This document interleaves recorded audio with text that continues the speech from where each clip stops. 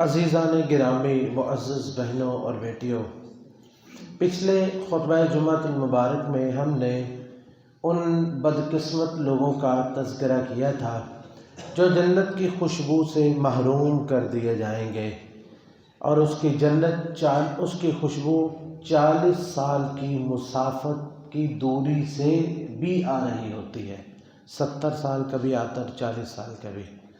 آج کے خطبہ جمعۃ المبارک میں ہم ان خوش قسمت لوگوں کا ذکر کریں گے جن کو جنت کے سارے دروازوں سے آوازیں دی جائیں گی۔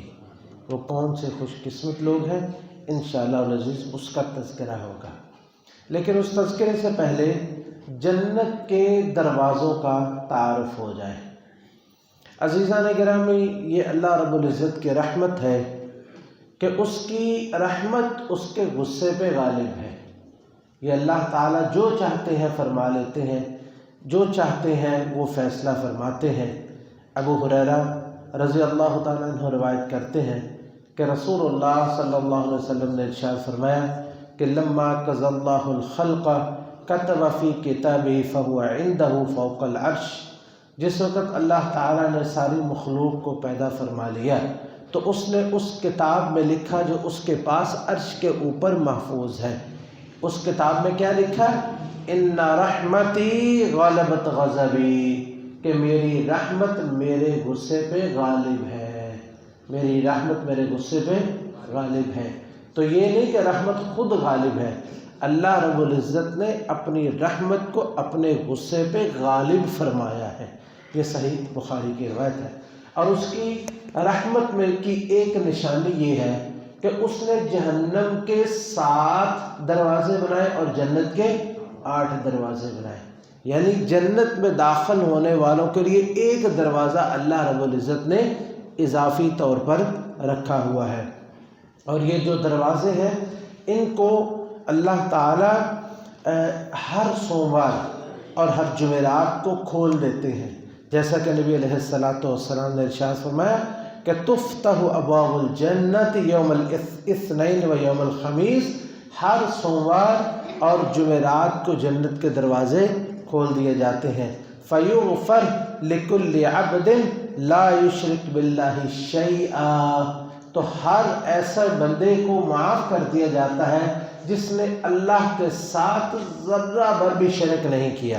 الا رجلا کانت بینہ و بین اخیہ شحناء، ہاں ایسا آدمی کہ جس کے درمیان اور اس کے بھائی کے درمیان کوئی ناراضگی ہے، یعنی جن 2 بھائیوں کے درمیان ناراضگی ہو ان کو معاف نہیں کیا جاتا، بلکہ کہا جاتا ہے کہ انذروا ھذین حتی یصطلحا، ان دونوں کا معاملہ اس وقت تک مؤخر اور پینڈنگ رکھو جب تک یہ آپس میں صلح نہیں کر لیتے۔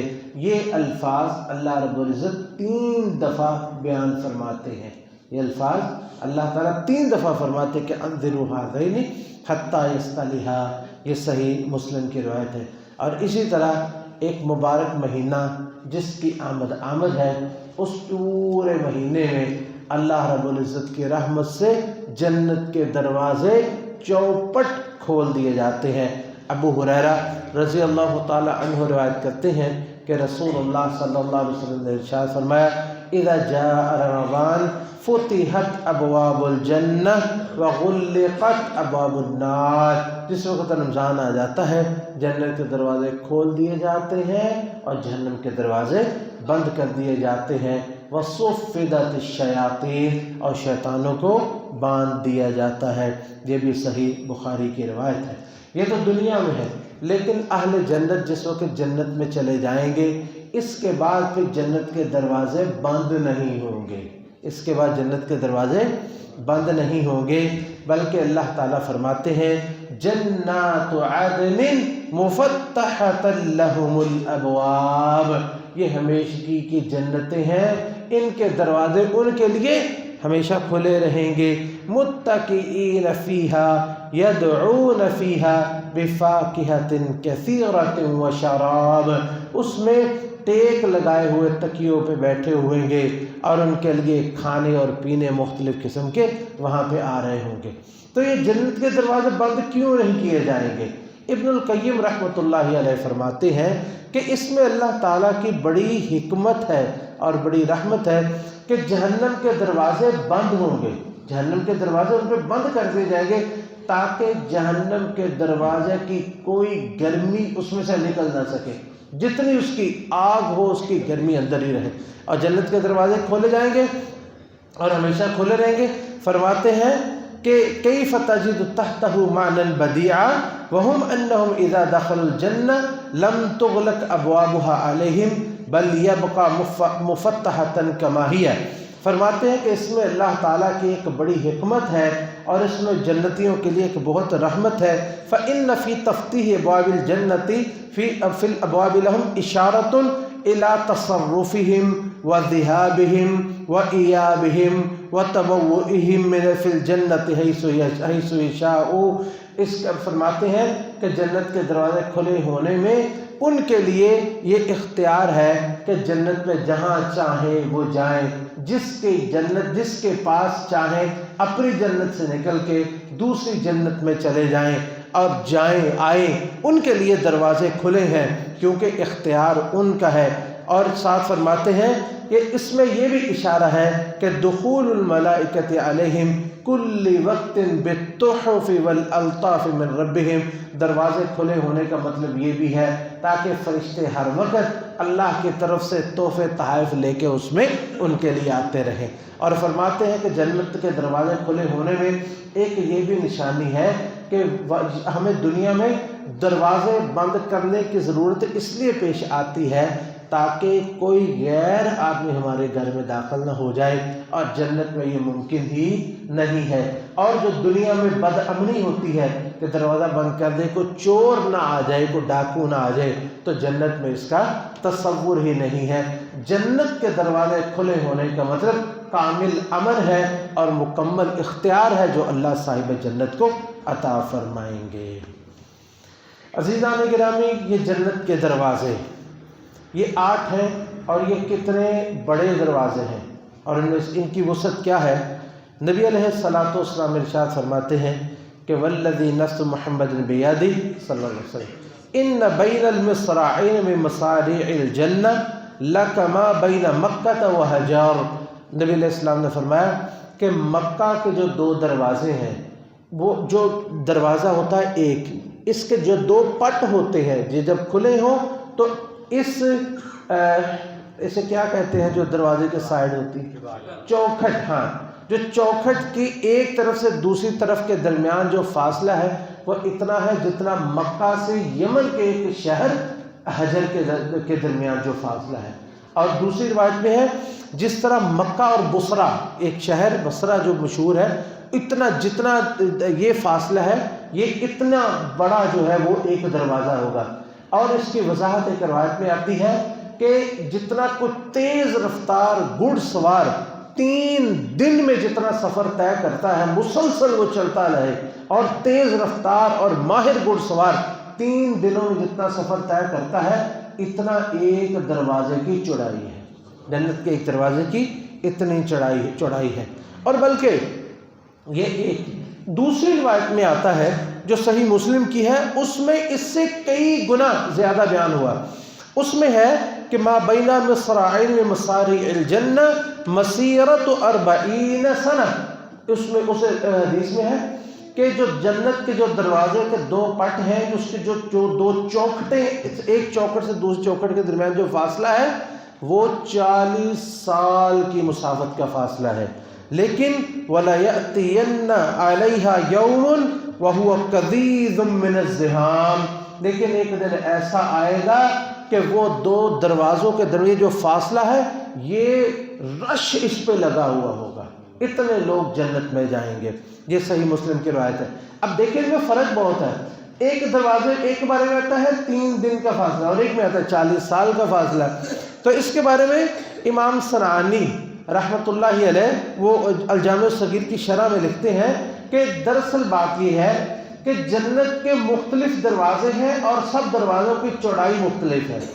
کچھ دروازے ایسے ہیں کہ ان کی چوڑائی 3 دن کی ہوگی، اور جو بڑا اور مرکزی دروازہ ایسے ہی ہوتا ہے نا، جو بھی شہر ہو ایک بڑا دروازہ تو باقی چھوٹے، فرماتے جو اس کا جنت کا مرکزی اور بڑا دروازہ ہے اس کی مسافت جو ہے وہ 40 سال کی ہوگی۔ سب سے بڑا دروازہ جنت کا وہ 40 سال کی مسافت جتنا لمبا ہوگا، اتنا بڑا جو ہے وہ دروازہ ہے۔ اللہ تعالیٰ ہمیں بھی ان لوگوں میں کر دے جن کو ان سب دروازوں سے بلایا جائے گا۔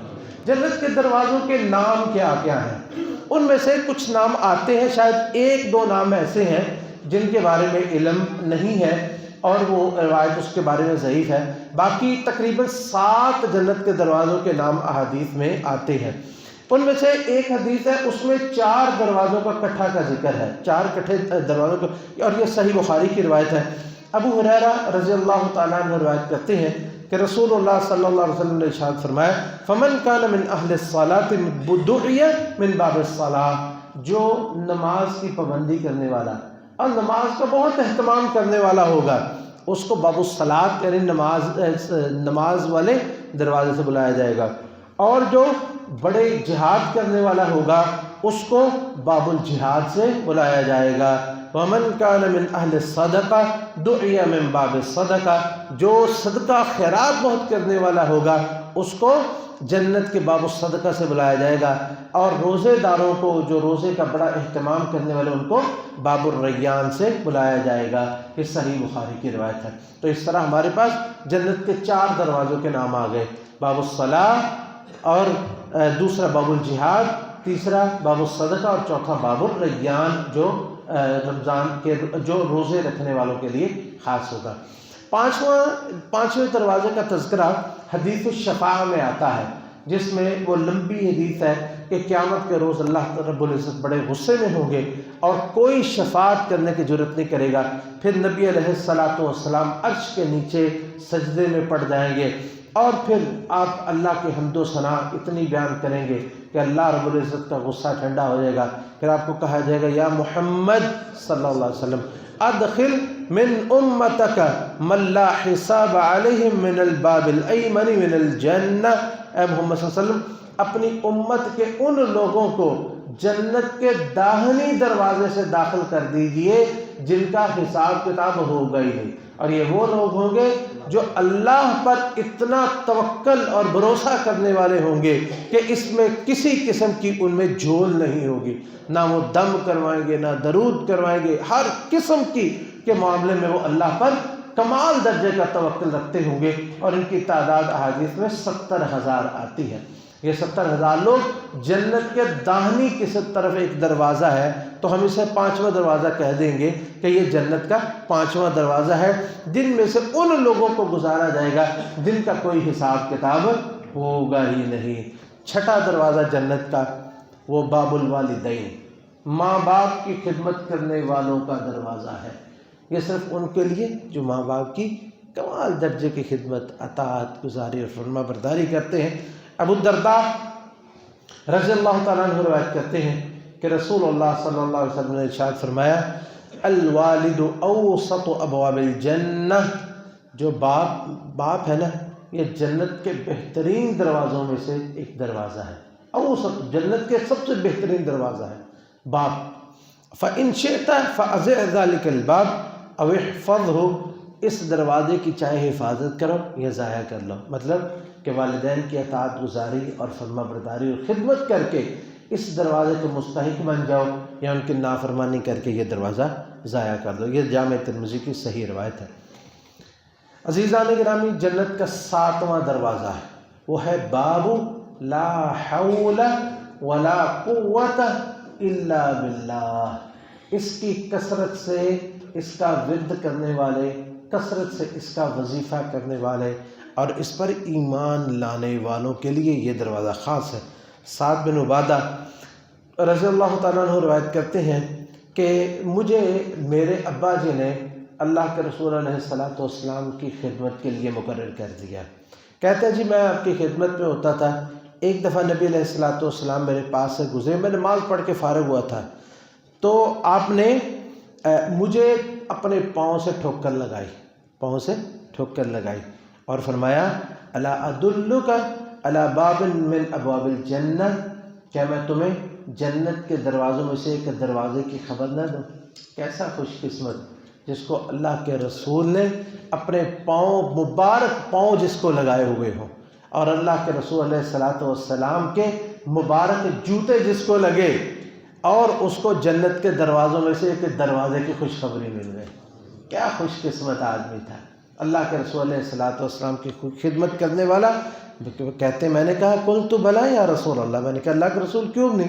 آپ نے فرمایا لا حول ولا قوت الا باللہ، آپ نے فرمایا لا حول ولا قوت الا باللہ جنت کے دروازوں میں سے ایک دروازہ ہے۔ اس طرح ہمارے پاس 7 دروازے ہو گئے ہیں۔ اب 8واں دروازہ کون سا ہے؟ اس کے بارے میں ایک روایت آتی ہے جو مرفوعاً تو شیخ البانی نے اسے ضعیف قرار دیا ہے، لیکن بعض علماء نے حضرت عبداللہ بن مسعود کا اسے قول قرار دیا ہے، اور بڑی حد تک اگر ان کا قول بھی ثابت ہو جائے تو یہ بھی ایک حدیث کے درجے میں ہی آ جاتا ہے۔ بہرحال وہ بیان کر دیتے ہیں، وہ اس طرح کہ امام احمد نے عبداللہ بن مبارک نے الزہد میں، کتاب الزہد میں یہ اثر نقل کیا ہے کہ حضرت عبداللہ بن مسعود رضی اللہ عنہ کے پاس ایک آدمی آیا اور آ کے کہتا جی کہ میں بہت بڑا گناہ کر بیٹھا ہوں، کیا میرے لیے کوئی توبہ ہے؟ سر ذکر کیا تو عبداللہ بن مسعود نے منہ پھیر لیا۔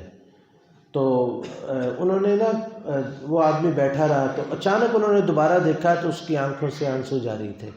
اس شخص نے سمجھا کہ شاید میرے لیے کوئی توبہ نہیں ہے۔ عبداللہ بن مسعود فرماتے ہیں کہ اب تو مستحق ہے کہ میں تجھے تیری بات کے جواب دوں، تو واقعی نادم ہے۔ فرماتے ہیں کہ جنت کے دروازے 8 دروازے ہیں، ان میں سے 7 دروازے کبھی کھلتے ہیں اور کبھی بند ہوتے ہیں، لیکن جو 8واں دروازہ ہے اس دروازے کا نام باب التوبہ ہے، وہ اس وقت تک بند نہیں ہوگا جب تک قیامت قائم نہیں ہو جاتی۔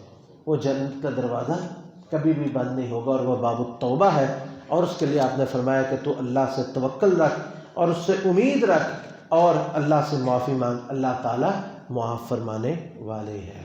تو یہ جنت کے دروازے 7 کا تو علم ہے، 8واں ایک قول ہے اللہ عالم کہ یہی دروازہ ہے جو انہوں نے ذکر فرمایا ہے، کوئی اور ہے۔ بہرحال یہ جنت کے دروازوں کا تعارف ہے۔ تو وہ کون سے خوش قسمت لوگ، اب ان کا تذکرہ، ان خوش قسمت لوگوں کا تذکرہ کہ جن کو جنت کے ان سب دروازوں سے آوازیں دے کے بلایا جائے گا۔ سب سے پہلے مستحق اس کے اہل التوحید ہیں، اہل التوحید ہیں جن کے عمل میں کسی قسم کا کوئی شرک داخل نہیں ہوگا۔ عبادہ بن صامت، مختلف روایات ہیں، صرف ایک ذکر کروں گا وقت کی قلت کے باعث۔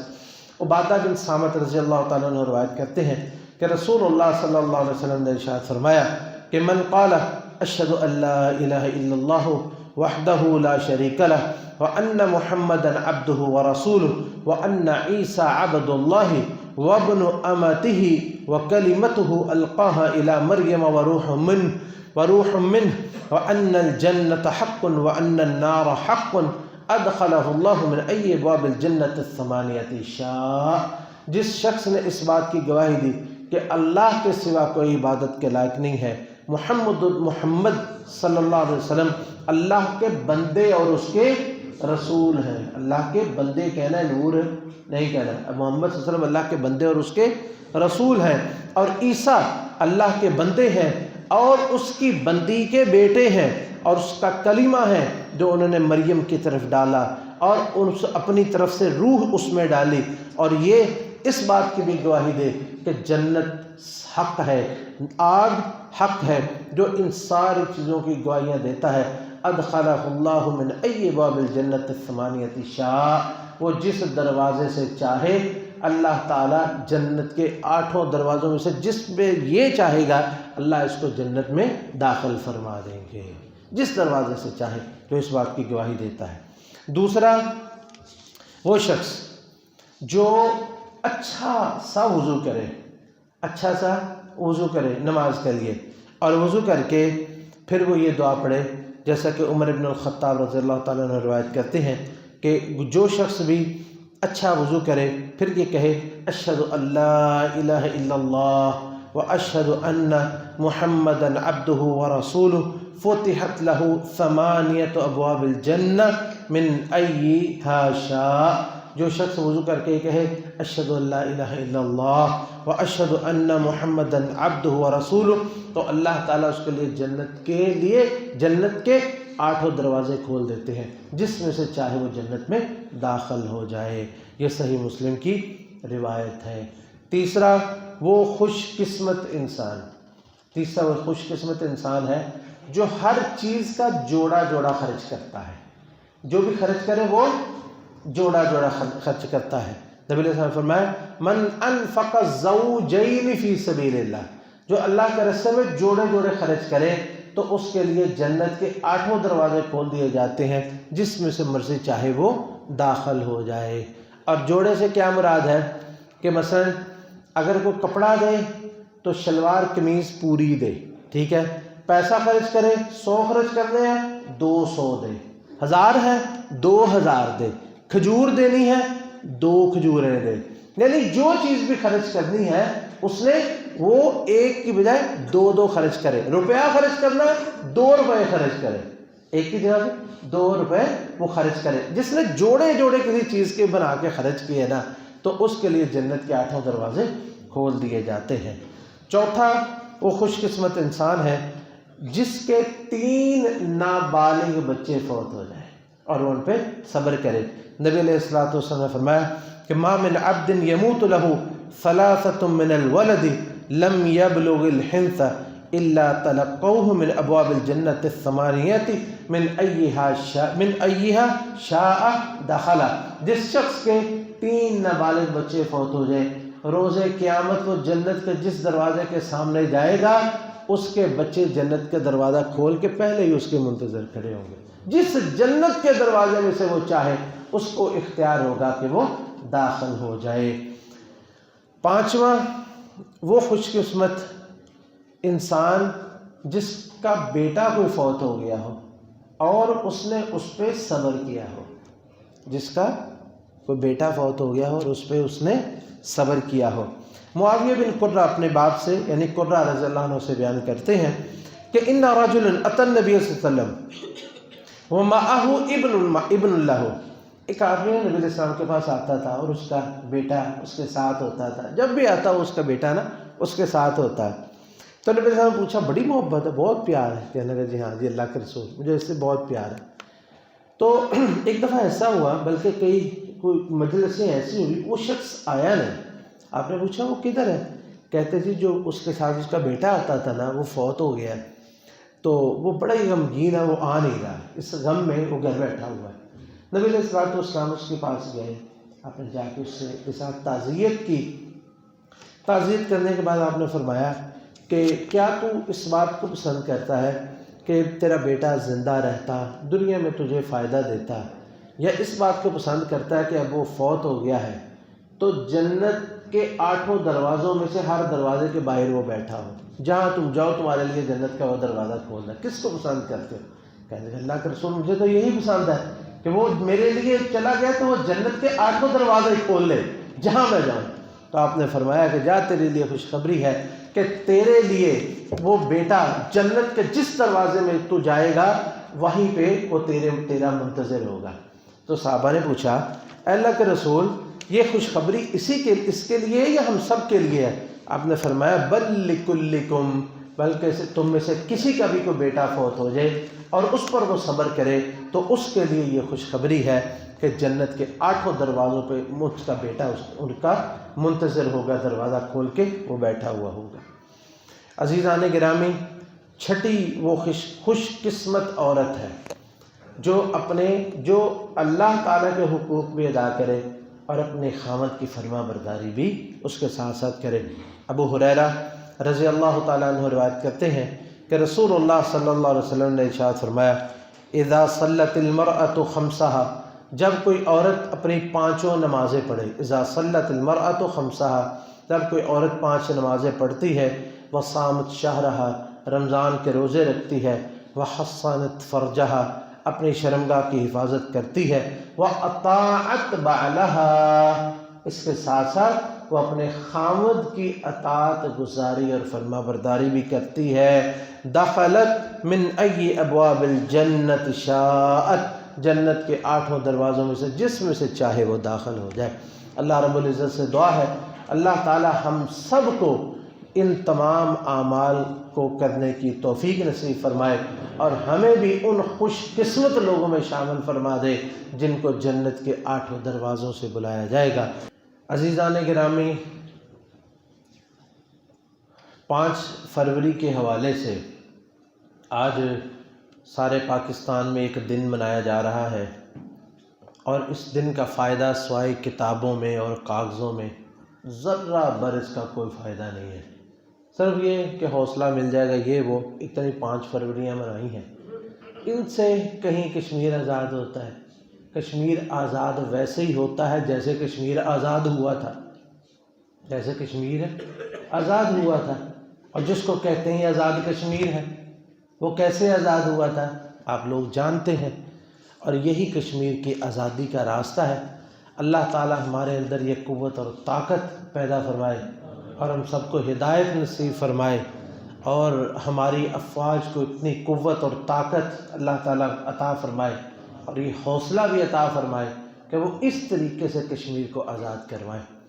تو یہ آج کے مضمون کے حوالے سے بھی یہ بات یاد رکھیں کہ جو جنت ہے، جنت کے دروازے جو ہیں یہ قراردادوں سے نہیں ملتے، یہ ریلیاں نکالنے سے نہیں ملتے۔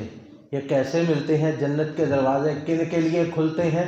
وہ کون سے خوش قسمت ہیں جن کے لیے جنت کے دروازے کھلتے ہیں؟ عبداللہ بن قیس رضی اللہ تعالیٰ عنہ روایت کرتے ہیں کہ رسول اللہ صلی اللہ علیہ وسلم نے ارشاد فرمایا، ان ابواب الجنت تحت ظلال السیوف، یہ جنت کے جو دروازے ہیں نا یہ تلواروں کے سائے کے نیچے ہیں۔ یہ مجاہدین کے لیے جنت کے 8 دروازے اللہ تعالیٰ ان کے لیے کھول دیتا ہے۔ یہ صحیح مسلم کی روایت ہے۔ ان خوش قسمت ترین افراد میں سے ایک فرد امت میں ایسا بھی ہے جس کا نام لے کے نبی علیہ الصلوۃ والسلام نے خوشخبری دی کہ تیرے لیے جنت کے 8 دروازے کھلے ہیں، اور وہ خوش قسمت ترین فرد کون ہے؟ وہ امت کا ایک ہی فرد ہے۔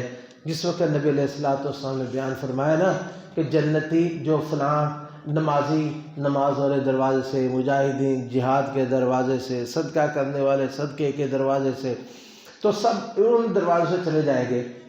تو ابو بکر صدیق رضی اللہ عنہ بیان پاس بیٹھے تھے اور پوچھتے ہیں اللہ کے رسول، کیا کوئی ایسا خوش قسمت انسان بھی ہوگا کہ جس کو ان جنت کے 8 دروازوں سے بلایا جائے گا؟ آپ نے فرمایا ہاں ابو بکر، وہ کچھ افراد ہوں گے، مجھے اللہ سے امید ہے اور بڑی امید ہے کہ تم ان افراد میں سے ہو۔ یہ ابو بکر صدیق یہ واحد فرد ہے جن کو نام لے کے نبی علیہ الصلوۃ والسلام نے فرمایا تمہیں جنت کے، اللہ مجھے امید ہے کہ اللہ تمہیں جنت کے 8 دروازوں میں سے بلائے گا۔ اس کی وجہ کہ جنت کے 8 دروازوں کے جو کام ہے وہ سارے کام ایک ابو بکر ہی کیا کرتے تھے۔ ایک دفعہ آپ نے پوچھا فلاں کام کس نے کیا، فلاں کس نے کیا، فلاں کس نے کیا، فلاں 4 کام پوچھے اور چاروں کے لیے ایک ہی ہاتھ کھڑا ہوا اور وہ ہاتھ ابو بکر کا تھا۔ آپ نے فرمایا جس میں یہ ساری خصلتیں جمع ہو جائیں اللہ تعالیٰ اسے جنت میں داخل فرما دیتے ہیں۔ تو یہ امت کا وہ خوش قسمت ترین فرد ہے جس کے لیے جنت کے 8 دروازے کھول دیے جائیں گے۔ اللہ تعالیٰ ہمیں ان کی محبت کی توفیق نصیب فرمائے، کیونکہ نبی علیہ الصلوۃ والسلام فرمایا المرء مع من احب، انسان جس سے محبت کرتا ہے وہ بھی اسی کے ساتھ ہوتا ہے۔ ابو بکر کی محبت سے اور عمر فاروق کی محبت سے ہم اللہ سے یہ بھی امید رکھتے ہیں کہ اللہ ہمارے لیے بھی جنت کے 8 دروازے کھول دے گا، اور جو ان سے محبت نہیں کرتے، ان سے نفرت کرتے ہیں، وہ 8 نہیں وہ 7 دروازوں کے مستحق ہوں گے انشاءاللہ۔ اللہ تعالی ہم سب کو ایمان کی دولت نصیب فرمائے اور ہم سب کو ایمان پہ ہمارا خاتمہ فرمائے، اور جو لوگ بیمار ہیں ان کے لیے ہم دعا گو ہیں، اللہ سب بیماروں کو صحت تندرستی عطا فرمائے، سب پریشان حال جو ہیں اللہ تعالیٰ ان کی پریشانیاں دور فرمائے۔ اللہم احفظنا من بین ایدینا ومن خلفنا وعن ایماننا وعن شمائلنا ومن فوقنا ومن تحتنا، اللہم احفظنا بما تحفظ به عبادك الصالحین۔ اللہم نحن عبادك وابناء عبادك وابناء امائك نواصینا بیدک ماض فينا حكمك عدل فينا قضاؤك نسألك بكل اسم هو لك سميت به نفسك أو أنزلته في كتابك أو علمته أحدا من خلقك أو استأثرته في علم الغيب عندك أن تجعل القرآن ربيع قلوبنا. اللهم اجعل القرآن ربيع قلوبنا. اللهم اجعل القرآن ربيع قلوبنا ونور صدورنا وجلاء أحزاننا وذهاب غمومنا وهمومنا. اللهم إنا نجعلك في نهور أعدائنا ونعوذ بك من شرور أعدائنا. اللهم إنا نجعلك في نهورهم ونعوذ بك من شرورهم. اللهم اكفناهم بما شئت. اللهم اكفناهم بما شئت. اللهم اكفناهم بما شئت. اللهم ربنا تقبل منا إنك أنت السميع العليم وتب علينا إنك أنت التواب الرحيم. اللهم صل على محمد وعلى آل محمد كما صليت على إبراهيم وعلى آل إبراهيم إنك حميد مجيد. اللهم بارك على محمد وعلى آل محمد كما باركت على إبراهيم وعلى آل إبراهيم إنك حميد مجيد.